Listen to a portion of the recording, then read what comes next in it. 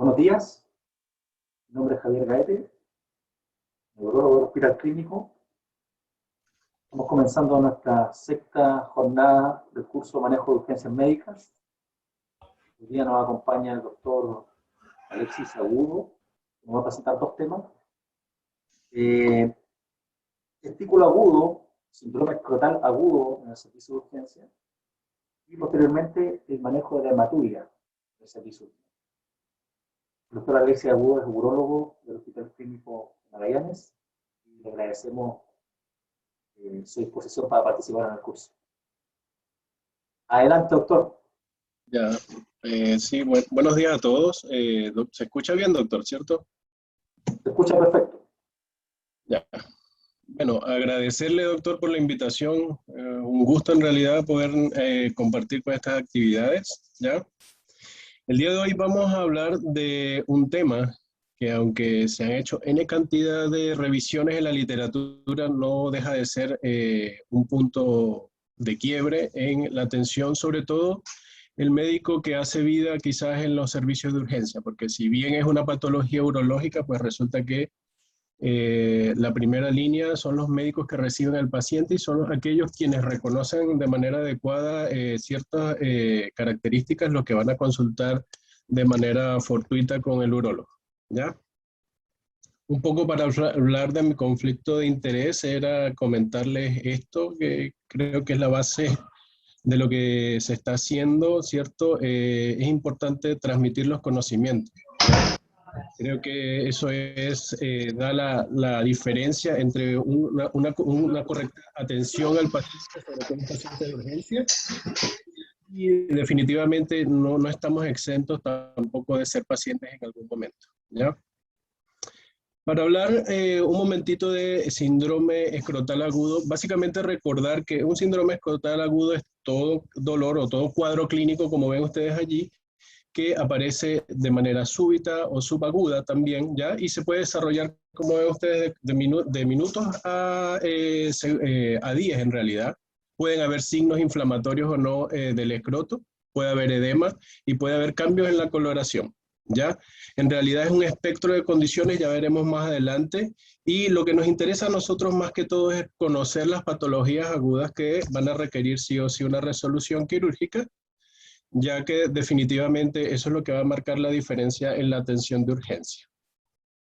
Para hablar un poco y recordar, es importante que recordemos esta fotografía en base a la anatomía normal del testículo o la relación entre el escroto y el testículo. Recordar que no está ni vertical ni horizontal, sino como ustedes ven acá, tiene una inclinación hacia adelante en sentido anterior, ¿cierto? Más o menos 3 a 5 centímetros en su longitud. El volumen es variable en base al país donde estemos, pero en Chile aproximadamente son 12 cc como tal. Recordar siempre que siempre un testículo es más grande que el otro y que el testículo izquierdo lo van a encontrar siempre más descendido con respecto al testículo derecho.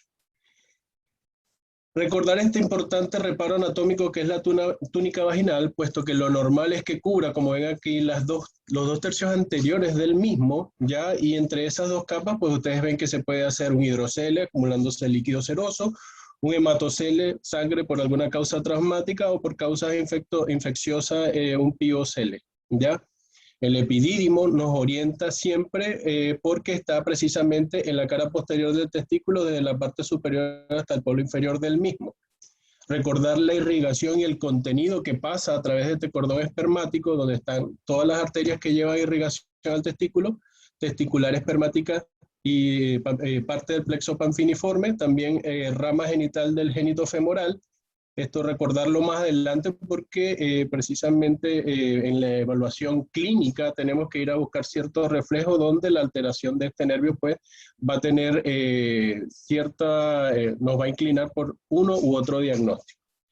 Vamos a encontrar también estructuras vestigiales como son los apéndices epididimarios, bien sea epididimario o apéndices testiculares, que básicamente son vestigios de otras estructuras, por ejemplo del órgano de Müller y del órgano de Wolff. Recordarlos porque estas dos principales estructuras pueden estar también asociadas, sobre todo en la edad prepuberal, a síndrome escrotal agudo.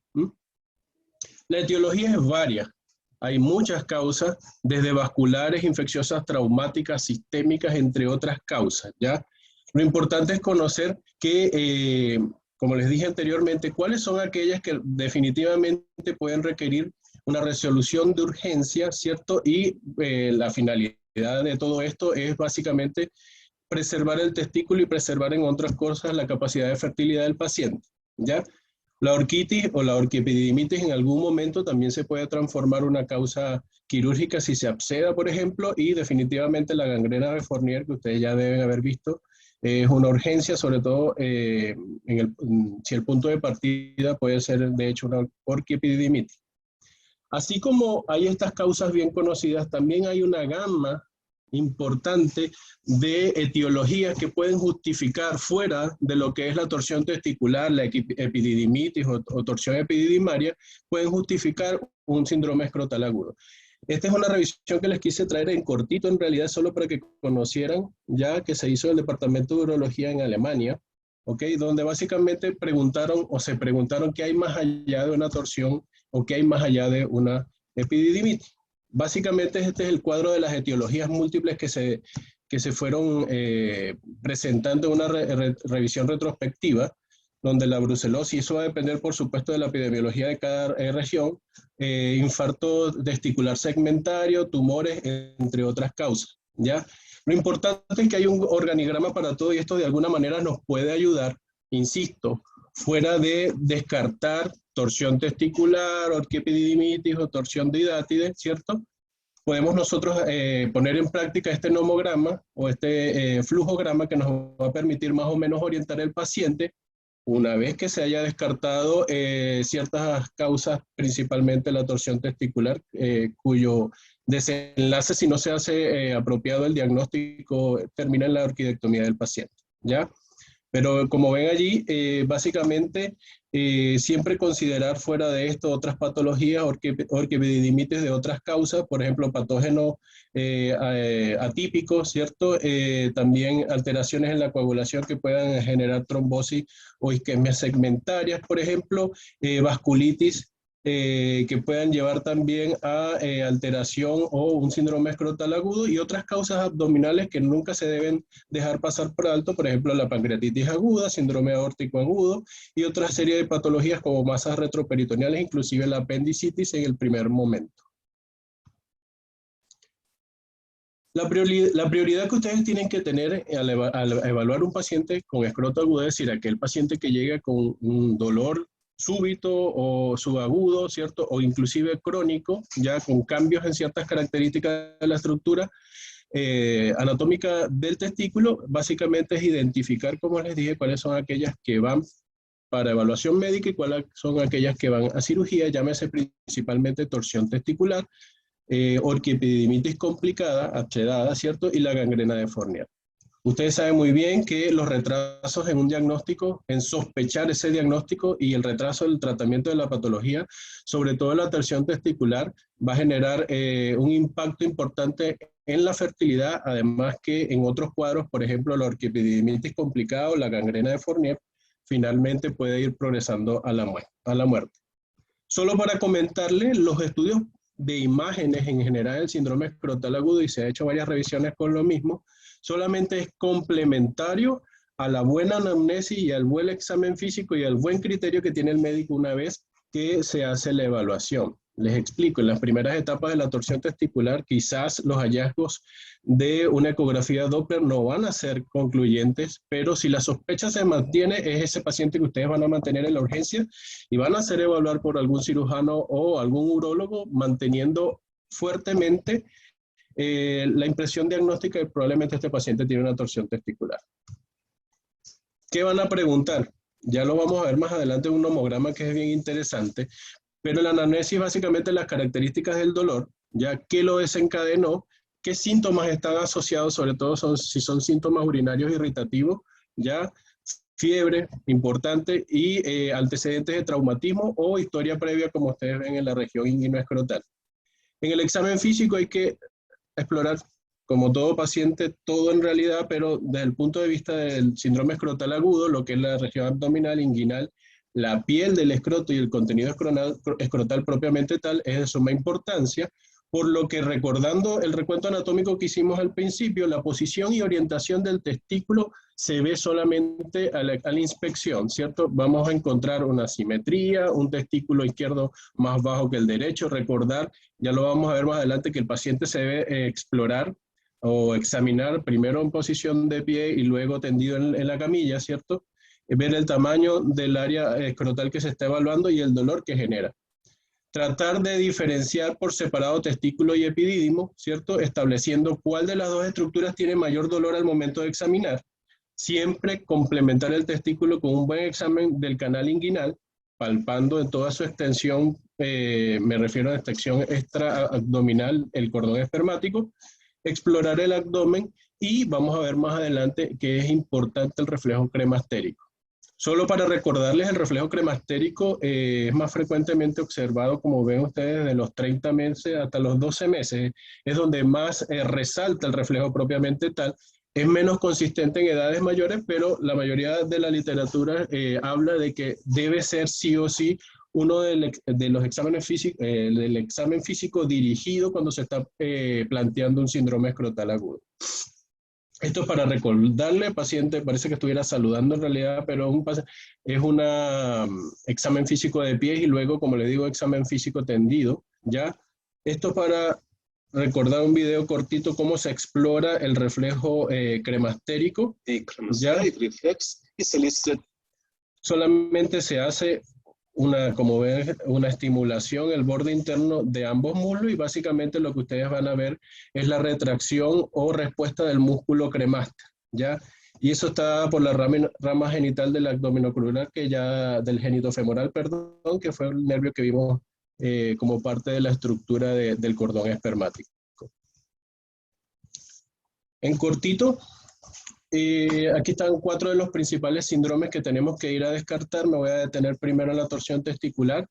Los síntomas son agudos. Ustedes ya saben en medicina que todos los dolores que tienen un inicio súbito generalmente están asociados a alteración del flujo arterial, ¿cierto?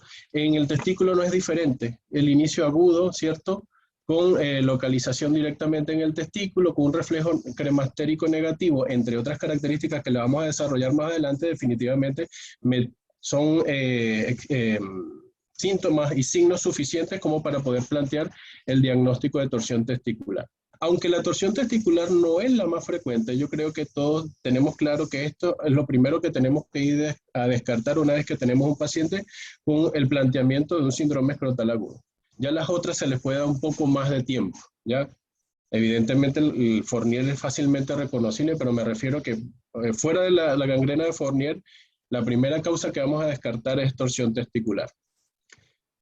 Voy a empezar por la epididimitis aguda porque en realidad es lo más frecuente que vamos a encontrar en la urgencia. Solo lo pongo porque es lo más frecuente, pero recordar, insisto, que lo que ustedes van a ir a descartar de primero va a ser patologías quirúrgicas importantes como la torsión testicular y luego pueden empezar a hacer un flujograma completo de todos los diagnósticos diferenciales que hay en el síndrome escrotal agudo. La epididimitis es un proceso infeccioso inflamatorio del epididimo, es el punto de partida del proceso inflamatorio que cuando evoluciona puede comprometer el testículo y es cuando se llama orquiepididimitis. Habitualmente se da de un solo lado, ¿ya? Y como ven ustedes, allí es la causa más frecuente de síndrome escrotal agudo hasta en un 90% de las revisiones. La población es variable, pero en general está relacionada con poblaciones mayor a 18 años. Podemos clasificarle igual a una epididimitis aguda cuando tiene menos de 6 semanas o una epididimitis crónica que tiene otra etiología detrás de esa que más o menos mayor de 6 semanas. Recordar que pueden haber causas infecciosas y no infecciosas. Las no infecciosas básicamente son los traumas y las vasculitis, pero es importante que ustedes tomen en cuenta que el principal mecanismo fisiopatológico de la epididimitis está relacionado con el reflujo de orina infectada que pasa a través del veru montano. El veru montano están los 2 eyaculadores en la uretra prostática y de allí a través del deferente es cuando llega esa orina contaminada al epididimo. Por tanto, los mecanismos, o sea, el mecanismo es el mismo, pero la población bacteriana va a cambiar dependiendo del grupo etario. En los niños y en los adultos generalmente mayores a 35 o 45 años, las enterobacterias son las frecuentemente responsables. Ya en los adolescentes o adultos jóvenes menores a 35 años, diferenciar si son sexualmente activos, porque la Neisseria y la clamidia de verdad juegan el rol principal en ello. También dentro de la anamnesis es importante hablar de las características de las relaciones sexuales, porque las relaciones sexuales anales sin método de barrera está relacionado también con contaminación de enterobacterias, aemófilos e influencias, entre otros, ¿ya? Y las causas menos frecuentes, donde está la TBC, la brucelosis, criptococosis, o inclusive ciertas literaturas que hablan de intoxicación con amiodarona. ¿Qué vamos a ver en la epididimitis aguda? Hay dolor, hay aumento de volumen, la sensibilidad es clara, a veces hay eritema en el área que está comprometida, ¿cierto? Y evidentemente lo que más duele es esa región que está ubicada en la cara posterior del testículo, ¿ya? O a veces está comprometido el testículo propiamente tal, conociéndose como una orquipididimitis. Ya hablamos del eritema, el hidrocele reactivo que se acumula entre esas dos capas de la túnica vaginal, recordando que recuerden que está en los 2 tercios anteriores del testículo. El signo de Prenz, recordando que es el paciente en posición de pie, básicamente elevamos el testículo, y al elevar el testículo el paciente debería tener cierta, o ceden, por así decirlo, todo el dolor una vez que uno eleva el testículo y alivia el peso que genera el testículo sobre estas estructuras inflamadas, ¿ya? Hay otros signos de infección, fiebre, escalofrío, y es importante, sobre todo en los adultos mayores de 35 o 45 años, descartar síntomas urinarios obstructivos, porque puede estar asociado al inicio de una prostatitis y el paciente básicamente va a acudir por un dolor en el testículo. Evidentemente la edad juega un papel importante, si fue o no instrumentado recientemente una cistoscopía o cateterismo que fue sometido al paciente. Nosotros definitivamente debemos sí o sí sospechar que el inicio es la prostatitis y que la contaminación a través de un montano o a través de los conductos eyaculadores es lo que está produciendo la orquipididimitis. El diagnóstico es clínico, como todo, con un buen examen físico, ya, y como está bien escrito allá, una vez descartada otra causa que requiera cirugía, nos podemos dedicar con calma a ver por qué está produciendo esa epididimitis. ¿Qué vamos a pedir? Básicamente perfil inflamatorio, ya pedir un urocultivo. En algunas áreas se hace test de amplificación para ácidos nucleéricos, tanto en orina como a través del hisopado uretral para Neisseria y para Clamidia trachomatis, ya sería lo ideal. Solamente es una revisión donde se tomaron en cuenta ciertos test de laboratorio, pero principalmente perfil inflamatorio, y no sé si se nota acá, pero básicamente la proteína C reactiva y entre otros parámetros como la edad, tienen un impacto importante en el diagnóstico del síndrome escrotal agudo, o sea, para diferenciar el inflamatorio del no inflamatorio. La evaluación con ecografía también tiene un rol, insisto, primero clínica y examen físico. Básicamente lo que vamos a descartar primero, que haya flujo Doppler, y nos vamos a dar cuenta que el testículo o el epidídimo que está comprometido va a tener mayor población o flujo venoso y arterial, que lo vamos a identificar claramente en la ecografía Doppler. Esta es una revisión ya donde se tomaron en cuenta varios parámetros que se evalúan durante el examen del paciente en la urgencia, exámenes de sangre, fíjense, examen de orina, cultivo, pero definitivamente, por lo menos en orquipididimitis, el 74% de los ultrasonidos que se realizaron presentaron alguna normalidad que llevaba a sospechar el diagnóstico de orquipididimitis. En base al tratamiento es una suma. Acuérdense que una vez que uno toma todos los cultivos que yo les comenté previamente, el tratamiento es empírico. hasta obtener los resultados, pero es importante recordar combinar antibióticos con antiinflamatorio, hielo local y sobre todo la elevación escrotal porque le va a dar, le va a permitir al paciente soportar mucho mejor el dolor que genera la inflamación de todas las túnicas del escroto propiamente tal. Entonces, el tratamiento empírico va a depender de la edad del paciente. Si es un paciente menor a 35 o mayor a 35 años, vamos a jugar con varios antibióticos. Si es un paciente menor a 35 con alto riesgo de enfermedad de transmisión sexual asociado a poligamia, la cobertura debería estar dirigida a la Neisseria y la clamidia, por lo que se sugiere iniciar, hay literaturas que dice 250 miligramos intramuscular, bueno, por lo menos esta revisión que hice yo habla de 500 miligramos intramuscular o 1 gramo cuando el paciente pesa más de 150 kilos en una sola dosis, acompañado de la doxiciclina cada 12 por 10.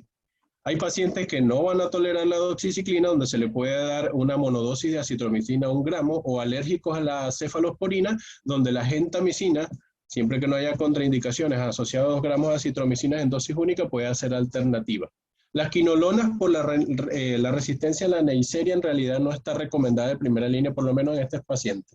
En los pacientes mayores a 35 años, con bajo riesgo de ETS, ya donde, por ejemplo, un crecimiento prostático, ya alteración en la uretra, una estrechez asociada, por ejemplo, son las enterobacterias las que juegan un papel primordial, donde las quinolonas definitivamente juegan un papel en el tratamiento empírico, y también el trimestoprim sulfametoxazol es una alternativa para los pacientes que no toleran la LEV. Y aquellos pacientes de cualquier edad con ese historial de sexo anal sin cobertura, con métodos de barrera, también un esquema de ceftriaxona asociado a levofloxacina por 10 días puede ser una conducta apropiada.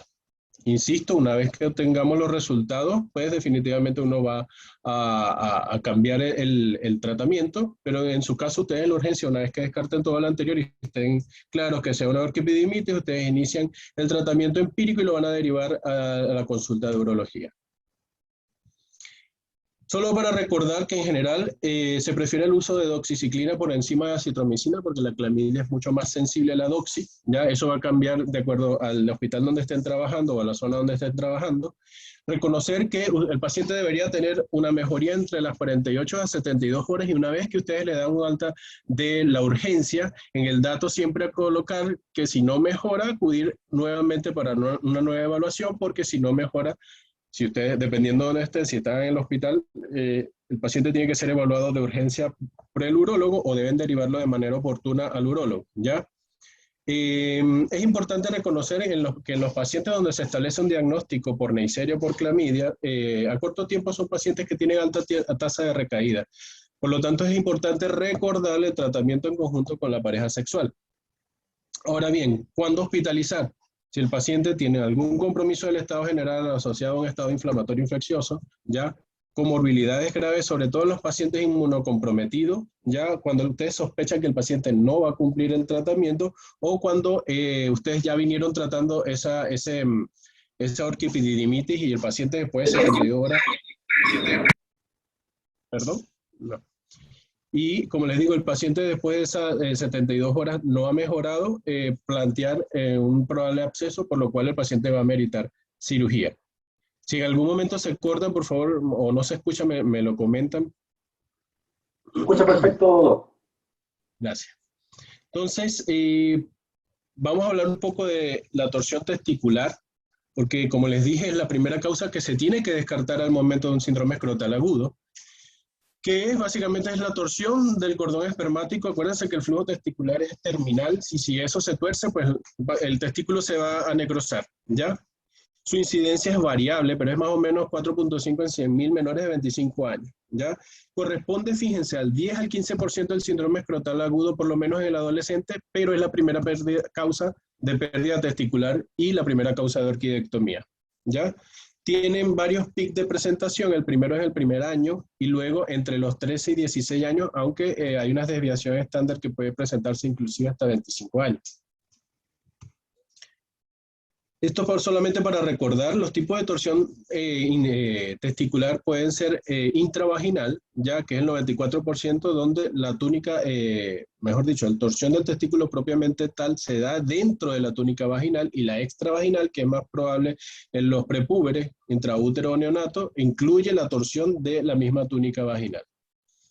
Para recordar los medios de fijación, el cordón propiamente tal, el mesorquio que está hacia la cara posterior en conjunto con el epidídimo, y el gubernaculum testi que lo fija al escroto. Ya, esta es una imagen para que ustedes más o menos tengan la idea de lo que es la torsión extravaginal, que implica la torsión del cordón en conjunto con la túnica vaginal, y la torsión testicular intravaginal, que es la más frecuente, que se da por dentro de la túnica vaginal. Fíjense, entonces lo que les dije, los medios de suspensión ya hablamos, el cordón, ¿cierto? El mesorquio y el gubernaculum testi. Entonces, el testículo está suspendido de esas estructuras, principalmente del mesorquio, ¿ya? Pero hay variaciones anatómicas que predisponen a una anatomía anormal, sobre todo esta que se conoce como malformación en badajo de campana, en donde la túnica, en vez de insertarse en los 2 tercios anteriores, va a recubrir por completo todo el testículo, incluyendo el epidídimo, y inicia y termina básicamente en el cordón. ¿Qué es lo que pasa? El músculo cremaster que está rodeando o está alrededor del cordón espermático tiene una forma de espiral, ¿cierto? Y cuando se contrae tiende a rotar y ascender el testículo propiamente tal, y como no tiene medio de fijación, pues eso definitivamente va a promover la torsión y compromiso isquémico arterial del testículo en este caso. Importante recordar que esa anatomía, esa malformación en badajo de campana es bilateral en el 88-90% de los casos. Por eso que cuando operamos y hacemos una apexia se tiene que hacer de ambos testículos, por ese preciso detalle, ¿ya? Lo que les estaba comentando, la inserción anormal de la túnica vaginal, dándole, iniciando y terminando en el cordón espermático y promoviendo la contracción fuerte del músculo cremaster en espiral, y definitivamente promoviendo la torsión del mismo. Recordar también la alineación del testículo cuando no hay dicha alteración, cuando está bien un buen gubernaculum testi, el mesorquio y el cordón de manera normal, y a diferencia de un testículo con esta normalidad de badajo de campana, que es más horizontal y por lo general un poco más alto que el testículo contralateral. La fisiopatología es prácticamente conocida, se genera la torsión, hay isquemia venosa, linfática, que lleva a compromiso a lo largo de la arteria o el flujo arterial, genera necrosis y hemorragia, y es importante conocer esto. La detorsión va a generar también reperfusión súbita y formación de radicales libres, que también, aparte de la isquemia propiamente tal, esos radicales libres definitivamente van a generar más o menos daño tisular. Recordar que las células más lábiles o más lábil dentro de este proceso fisiopatológico son las células, las espermatogónicas, ¿cierto? Que son la primera fase de la espermatogénesis, y las células de Sertoli y las células de Leydig en general tienen mayor resistencia y por ende pueden preservar mejor su funcionalidad. ¿Por qué se los digo? Ya lo vamos a ver más adelante. En todo caso, cuando se hace una cirugía, un diagnóstico oportuno y una cirugía oportuna, a pesar de ello, 40% termina en orquidectomía, y el otro porcentaje que se pexia finalmente terminan atrofiándose un 25%, y mucho está relacionado con la reperfusión de radicales libres. También deben conocer que una vez que se genera todo este proceso fisiopatológico, se rompe la barrera hematotesticular y van a haber liberación hacia el sistema o hacia el sistema venoso, ¿cierto? De antígenos de células espermáticas, con la consiguiente formación de anticuerpos antiespermios que van a llevar a la infertilidad y a disminución del volumen testicular. Muy probablemente esto es lo que explica este 25% de atrofia en los testículos, que a pesar de un buen diagnóstico y una cirugía rápida terminan presentando infertilidad a la larga. Como les dije, ya conocido cuál es esa alteración anatómica que predispone la torsión testicular, hay factores anatómicos que promueven esa torsión. Uno de ellos, y es el principal, es la contracción cremastérica, que sobre todo se da en el frío, ¿ya? O sea, que Magallanes es un área que hay que tener mucho cuidado, ¿cierto?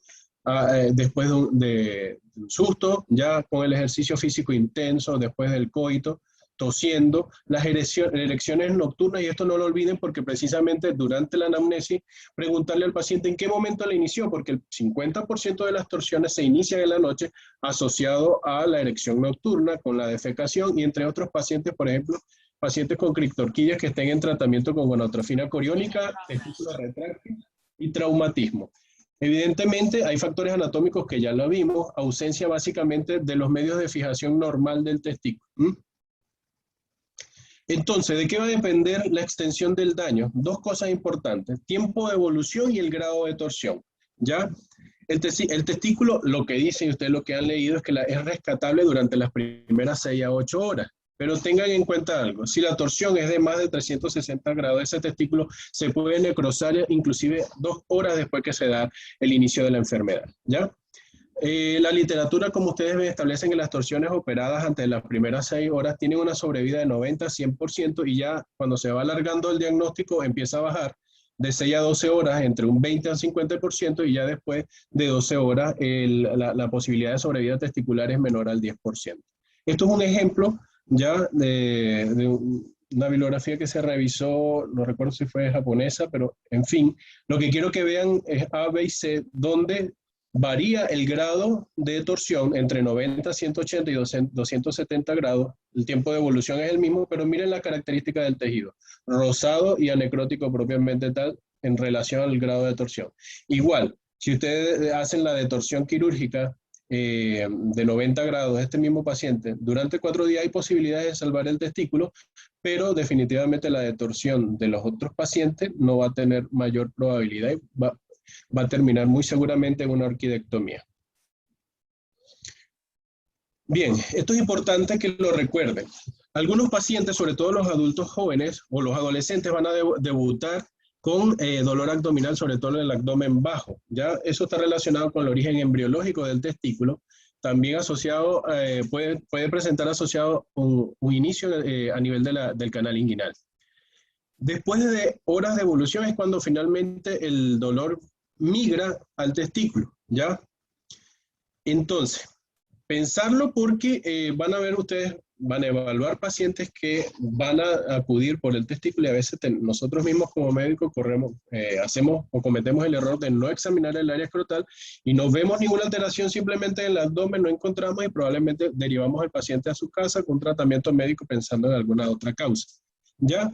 Entonces, recuerden esto, el testículo está inervado, como ven, por los segmentos medulares T10 y T11, ¿ya? Y el escroto tiene una inervación básicamente a nivel del L1, sobre todo por la cara anterior, y a nivel de S2 y S3 por su cara posterior, lo que explicaría, eso tiene que ver con el desarrollo embriológico del mismo, pero eso explica entonces el dolor inicial en el abdomen bajo. Es decir, empieza como un dolor extraescrotal y luego se hace un dolor escrotal propiamente tal.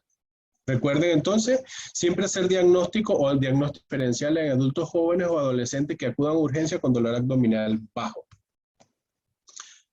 Otra cosa, una vez que uno examina el testículo puede haber edema, puede haber eritema, la piel puede estar engrosada, ¿cierto? El testículo se palpa y se ve ascendido horizontal con respecto al contralateral, y el cordón espermático se examina engrosado y por supuesto es doloroso. El signo de Prenz, una vez que uno eleva el escroto, no va a tener alivio del dolor y por lo tanto es un signo de Prenz negativo. Y por supuesto, recuerden que el reflejo cremasténico está ausente en este tipo de pacientes.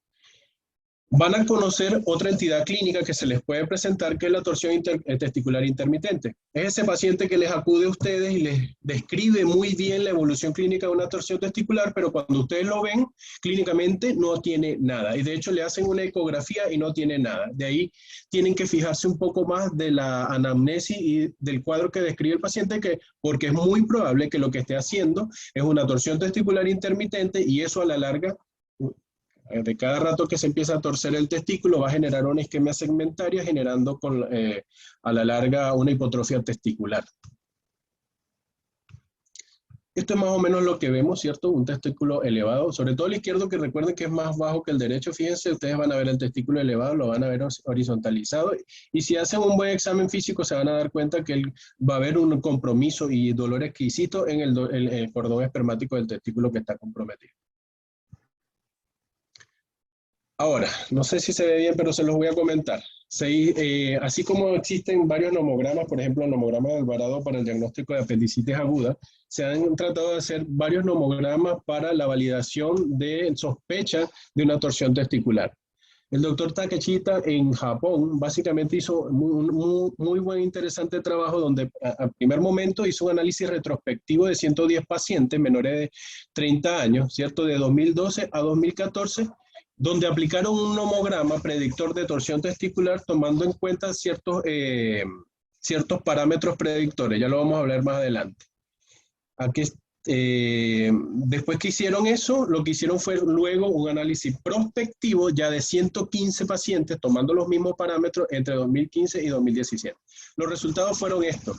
Ya aproximadamente 27% y 28% fueron diagnosticados con una torsión testicular, validando entonces ciertos puntos o característicos muy importantes que se los voy a decir a continuación. De predictor independiente de manera significativa es la posición anormal del testículo, esa posición transversa o encabalgamiento que llaman algunos. El caminar, la deambulación o la marcha anormal, ¿cierto? El dolor de inicio en la madrugada, sobre todo ese dolor que inicia entre las 12 a las 6, ambientes por lo general con temperaturas por debajo de 15 grados, ¿ya? Básicamente, ¿qué hizo ese nomograma? Proveer al médico de atención primaria o al médico de choque de la urgencia para tener una herramienta que le permita hacer una sospecha precoz de un paciente muy probablemente con torsión testicular. Y este es el puntaje. Como les dije, la posición anormal va entre no y sí, no sin 0 a 50 puntos. La marcha anormal, por el dolor me refiero, una posición antiálgica al momento de marchar entre no y sí, que sería 25 puntos. El tiempo de inicio, si es entre las 12 de la mañana y las 6 de la mañana, fíjense que tiene aproximadamente entre un 25 y 20 puntos. Ambientes por debajo de 15 grados tiene 20 puntos también, y aquí lo que hacen es sumar los puntos y van viendo, a medida que se van sumando los puntos, cómo va aumentando la probabilidad de torsión testicular. ¿Ya? Es decir, que ustedes ven un paciente con este historial de comenzó en la madrugada, ¿cierto? Asociado a temperatura fría, ya ustedes lo ven, el testículo está elevado, una posición, si se quiere, horizontal, ven que el paciente viene caminando con una posición antiálgica, ya son suficientes puntos para inmediatamente plantear el diagnóstico de la torsión y activar todas las alarmas necesarias para que se pueda dar la resolución del paciente. ¿Ya? El ultrasonido, como les dije, el ultrasonido no es el gol estándar, van a ver en literatura que es el gol estándar, pero en realidad su evaluación o su sospecha clínica en conjunto con una buena evaluación es lo que va a ser el gol estándar, que ustedes se pueden complementar con la ecografía. Definitivamente sí es un hallazgo, pero como les digo, al principio el testículo... de hecho, el dolor es extraescrotal y ustedes van al testículo y no ven nada, probablemente. Y a quien que no tenga la experticia puede solamente complementar solo con un eco testicular y no sube el cordón al canal espermático y no va a ver el twist que hace el cordón propiamente tal, ¿ya?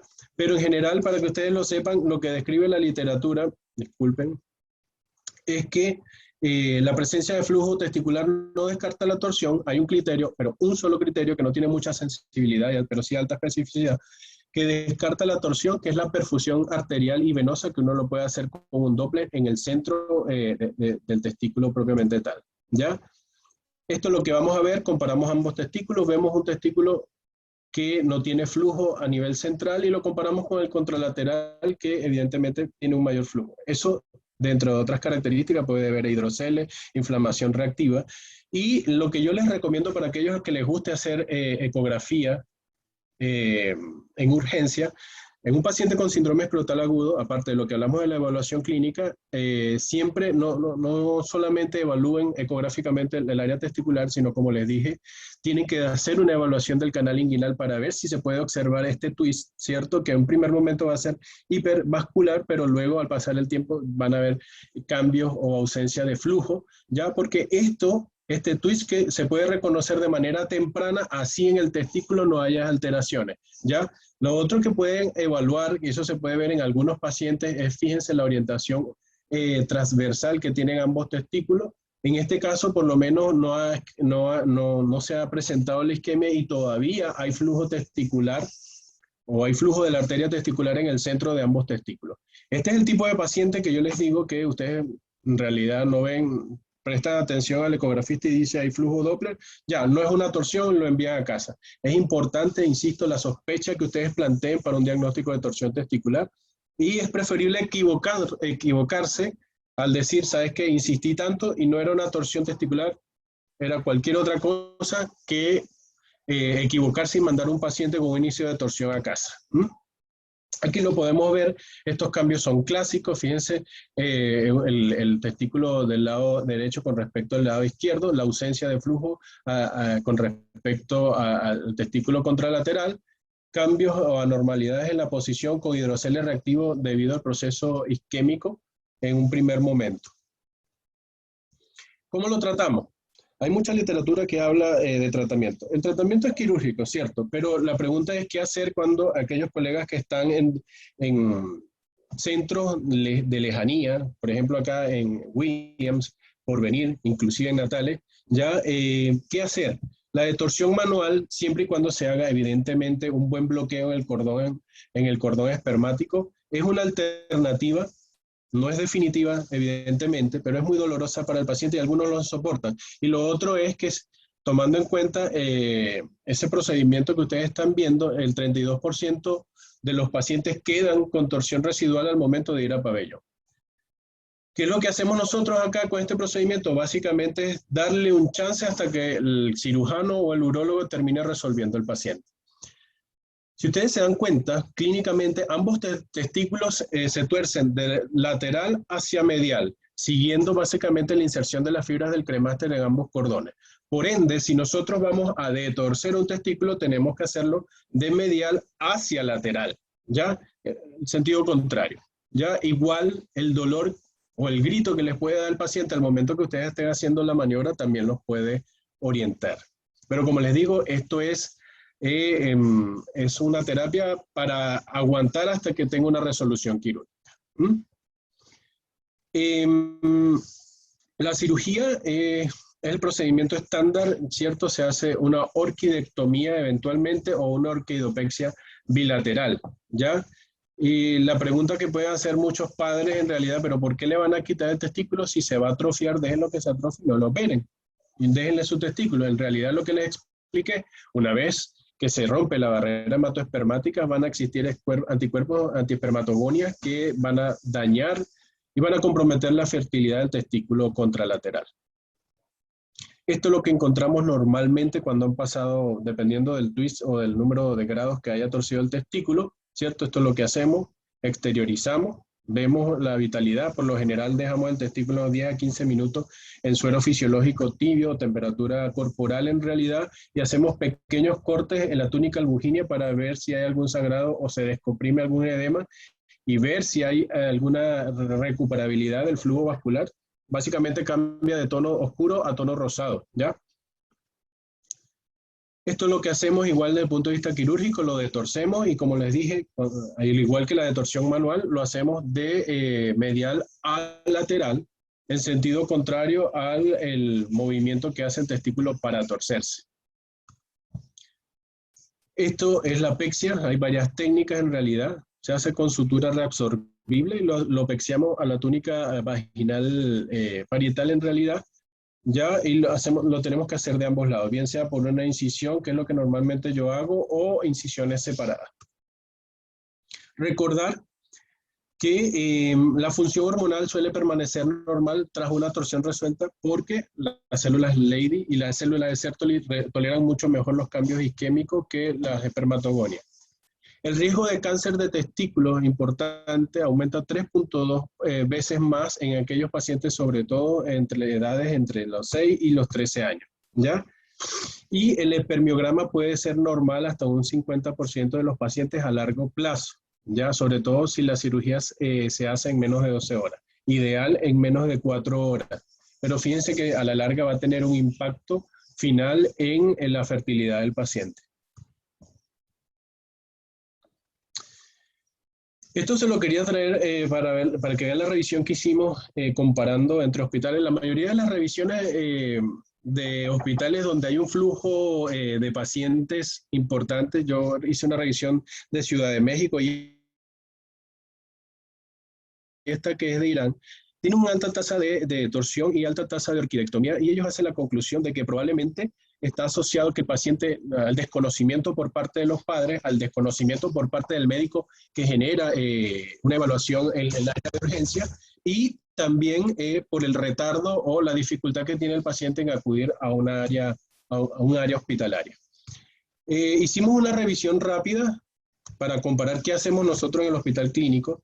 Usamos a través del Departamento de Control y Gestión este código 1902074, donde el procedimiento incluía la exploración escrotal aguda desde enero de 2010 hasta mayo de 2021. Y esto fue lo que encontramos. En ese tiempo se atendieron 22 pacientes que fueron llevados a pabellón bajo el concepto de exploración escrotal. El 77.3% correspondía a torsión testicular y el 22.7% a torsión de hidátide. La torsión de hidátide, como les dije, más que todo en los prepúberes, tuvo una desviación entre 4 y 14 años. Y la torsión testicular, con una distribución, el menor tenía 11 años hasta 20 años aproximadamente. De los pacientes que tenían un diagnóstico de torsión testicular, afortunadamente 76% se les realizó orquidopexia, es decir, se salvó en un 76% de los casos y solo un 23.7% terminó en orquidectomía. Una de las cosas que podemos, plantear en esta evaluación muy rápida en realidad que se hizo, probablemente que la accesibilidad de la población aquí en Punta Arenas es fácil y rápida a la urgencia, y se hizo un diagnóstico oportuno, un buen conocimiento por parte del médico de choque de la urgencia y una evaluación quirúrgica también oportuna. Revisé una de las fichas y de hecho uno de los pacientes que terminó en orquidectomía fue en tiempos de COVID iniciales, cuando lamentablemente por pabellón ocupado, todos los pacientes intubados, ustedes recuerdan estos inicios del COVID, este paciente tuvo que esperar un tiempo más allá de 6 horas y terminó en orquidectomía. Les había dicho que el examen físico y la sospecha clínica juegan un papel primordial, pero a mí me gusta mucho la ecografía y soy de aquellos que promueven en realidad el uso de ecografía en el área de urgencia desde el médico general, y ojalá que las universidades a la larga incluyan dentro de la formación ecografía por lo menos básica, ¿ya? Para conocer y descartar ciertos síndromes. Definitivamente tiene un impacto en el entrenamiento en todos los niveles todos los niveles médicos que existen en la urgencia, desde el médico interno, el médico recién egresado, inclusive el adjunto urgenciólogo que hace vida también en la urgencia. Con la torsión testicular, ¿qué mensaje les puedo dar para llevar a casa? Definitivamente la evaluación clínica, la sospecha y el uso de nomogramas bien validados puede ayudarles a hacer un diagnóstico oportuno. Pero como yo soy de esta generación que le gusta mucho la tecnología, definitivamente hoy en día mis profes de semiología se deben estar retorciendo, ¿cierto? Pero fíjense, la tecnología ha avanzado para el uso de estos equipos. Yo definitivamente los llevo y los invito a que ustedes vayan haciendo vida en lo que se viene ahora, en lo que va a ser el nuevo fonendoscopio, que aumenta la sensibilidad y especificidad tanto para patologías de tórax, cardiotorácicas en general, patologías abdominales, y en este área lo que estamos hablando de patología genital. Y hay estudios muy interesantes donde médicos internos del último año de medicina los pone a auscultar a un paciente y luego El otro grupo lo comparan haciendo ecografía, ¿cierto? Con ciertos criterios enseñados previamente, y definitivamente la sensibilidad y especificidad del diagnóstico con ecografía es mucho mayor que lo anterior. No sé si hay alguna pregunta hasta acá en cuanto a torsión testicular. Si no, seguimos avanzando, y si tienen alguna pregunta la pueden dejar al final, pero me pueden interrumpir, no tengo ningún problema. Voy a hablar rápido de estas cosas porque ya es menos frecuente. La torsión de hidátide, como les dije, más que todo en los prepúberes. Ya la presentación o el pic es entre los 10 y 12 años. La hidátide que más en general, la que más se tuerce es la que viene de los conductos paramesonéfricos. Está localizado en el polo superior del testículo y algunos en el surco epidídimo testicular. Por supuesto, acuérdense que las hidatides son pediculadas y el pedículo es súper fino y tiende a torcerse con mucha facilidad. Hay otras hidatides, ¿cierto? Hidatides en la cabeza del epidídimo, que es el otro en frecuencia que tiende a torcerse, el órgano de Giraldes y el órgano de Heiler. Lo vemos acá.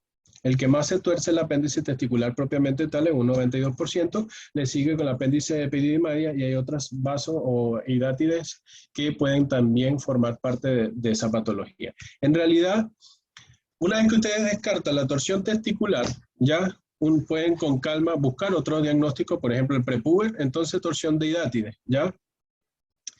Que clásicamente está descrito, todo lo mismo de un síndrome escrotal agudo, y está descrito un bendito punto azul en transiluminación. El punto azul es muy bueno y todo lo que ustedes quieran, pero en un paciente de tez blanca evidentemente sí, pero un paciente de tez oscura nunca van a ver un punto azul, ¿ya?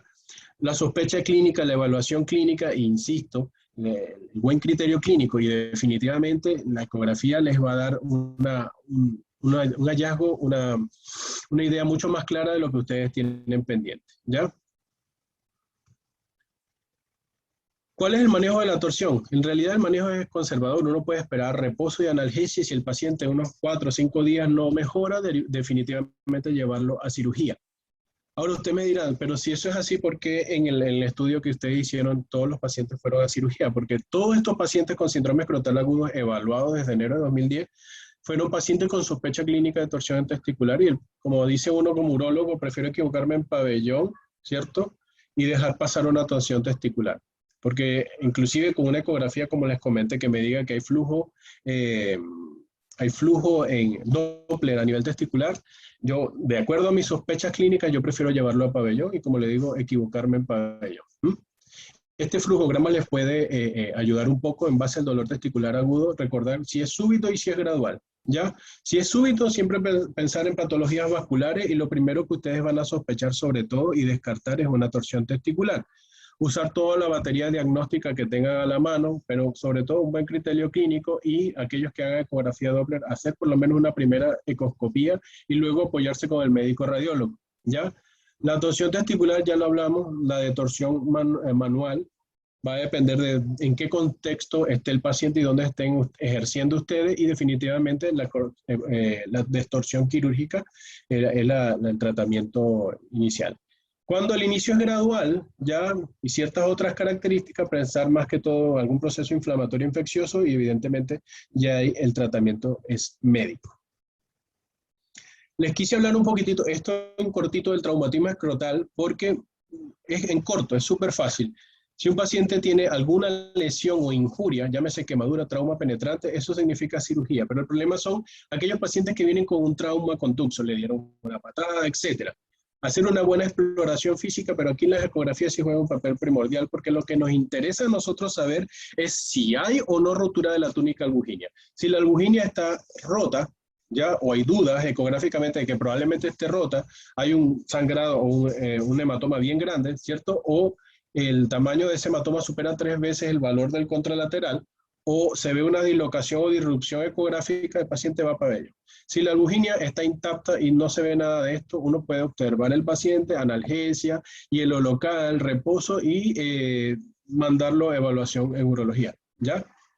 Sobre todo en aquellos centros donde ustedes no tienen urólogo de turno. Aquí, como siempre, el buen criterio clínico, pero la herramienta, en este caso la ecografía, les va a dar una complementariedad que nos va a ayudar de manera importante.